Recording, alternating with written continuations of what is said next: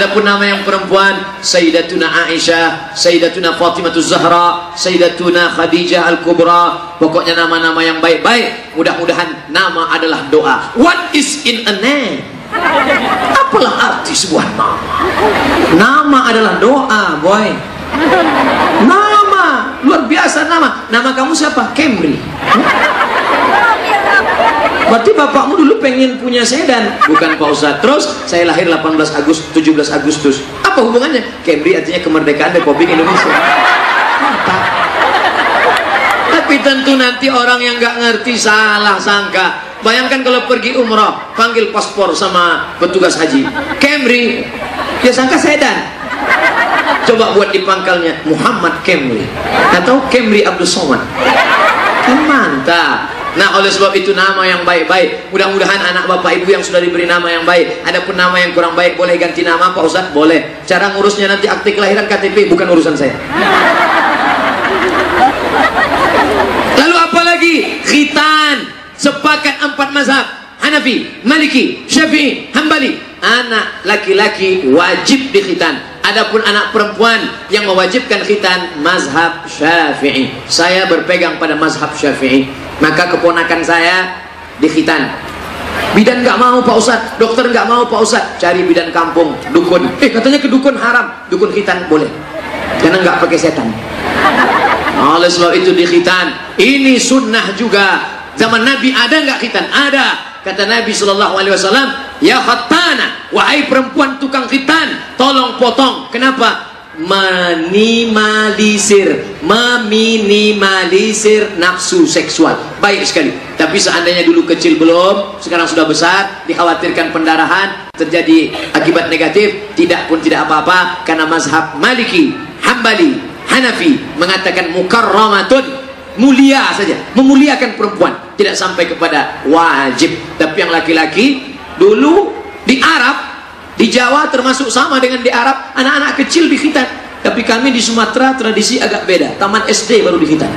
Itu pun pas libur SD 40 hari, SD mau SMP mau dikhitan, lari dia. Akhirnya taman SMP, larinya makin kencang, taman SMA. Makanya ketika ada khitan massal dilaksanakan oleh IDI, Ikatan Dokter Indonesia, yang daftar bukan cuma anak kecil, ada yang daftarkan suaminya. Pak, suami saya, loh kenapa dikhitan? Rupanya mu'alaf. Jangan nakut-nakuti. Nabi yang pertama kali dikhitan adalah Nabi Ibrahim, umurnya 80 tahun, dikhitan pakai kampak. Mungkin di pojok sana ada orang yang hatinya sudah lembut, ingin dengar ceramah Ustadz Somad, saya mau masuk Islam, tapi karena bahasanya kasar, pakai kampak, langsung dihidupkan mobil, lari langsung. Gitu. Sekarang khitan tidak menyakitkan, bukan seperti zaman dulu. Dulu khitan berendam di sungai jam 6 sore, khitannya besok jam 6 subuh, pakai bambu. Karena takut titanus, suntik belum ada waktu itu, bambu. Cus. Rupanya ini praktek pertama, habis. Dulu. Sekarang sudah canggih. Jangan takut-takuti orang. Ternyata segala penyakit, penyakit kulit, penyakit kelamin, najis, kotor, itu bersumber dari kulit yang belum dipotong, yang menutupi ujung senapan angin. Itulah kenapa anak kecil memutus sop, luruskan sop, menghadap ke arah kiblat, luruskan sop, mohon maaf, luruskan. Ada anak kecil, apa kata bapak? Anak kecil belakang. Tapi katanya anak kecil nggak memutus sop. Kata Syekh Atiyah Saqar dalam kitab Fatawa Al-Azhar, anak kecil tidak memutus sop solat, syaratnya 2. Yang pertama, wuduknya benar. Yang kedua, sudah berkhitan. Karena belum berkhitan, ada najis di ujung, maka anak kecil di belakang. Kan nggak mungkin kita angkat satu petugas masjid di pintu melihat satu-satu. Anak-anak kecil tempat kita banyak wuduknya yang tidak sempurna. Saya ngelihat dengan mata kepala saya sendiri, saya perhatikan. Dia hidupkan keran, habis itu dia ambil air, ini kosong. Dia hidupkan air dia tendang-tendang aja.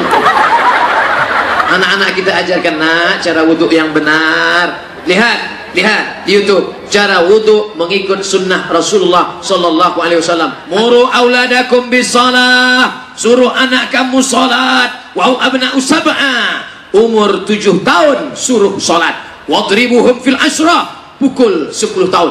Umur 7 suruh sholat, umur 10 pukul. Tapi ibu mukulnya jangan sampai marah sama bapaknya, anaknya dipukul 2 kali pukul KU. Jangan sampai anak itu hilang telinganya sebelah.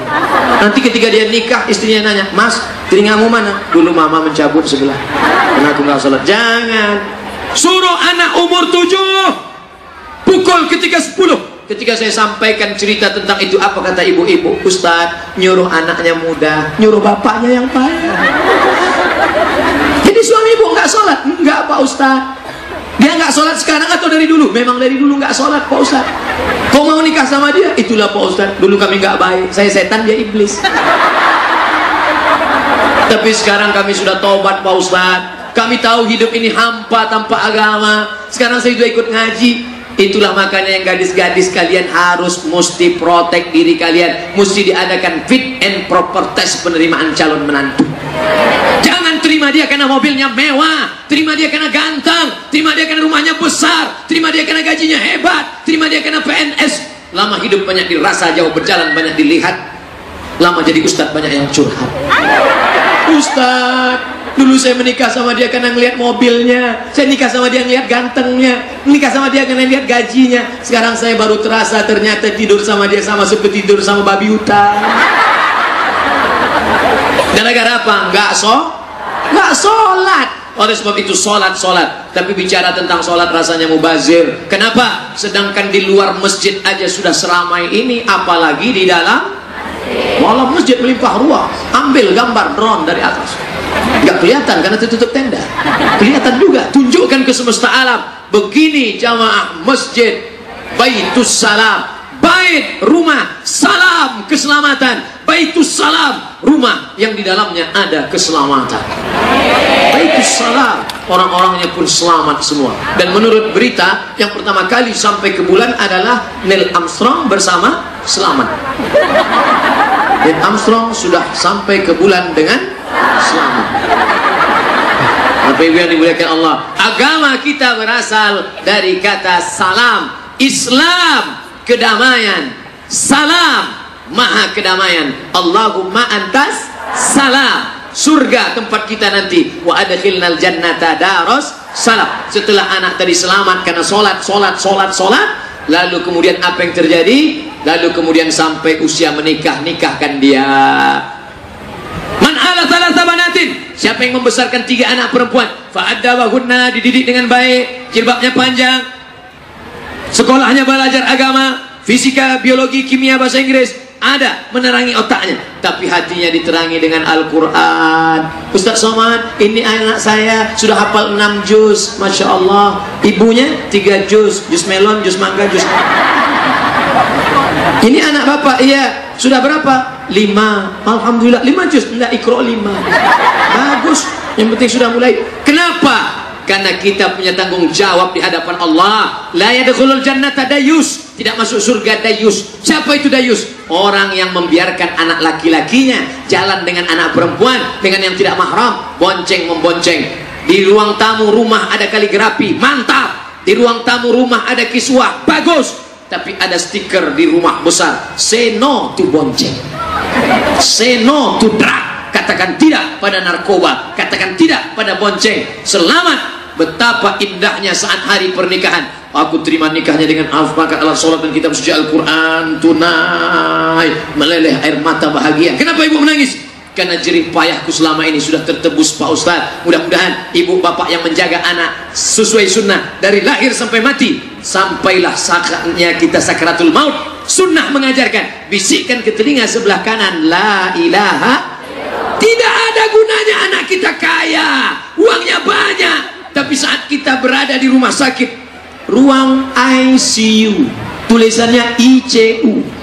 Apa artinya ICU? You don't see me. 3 anak dokter spesialis tidak bisa berbuat apa-apa. Anak yang pertama melihat orang tua cuma nangis. Anak yang kedua melihat orang tua seperti melihat kucing.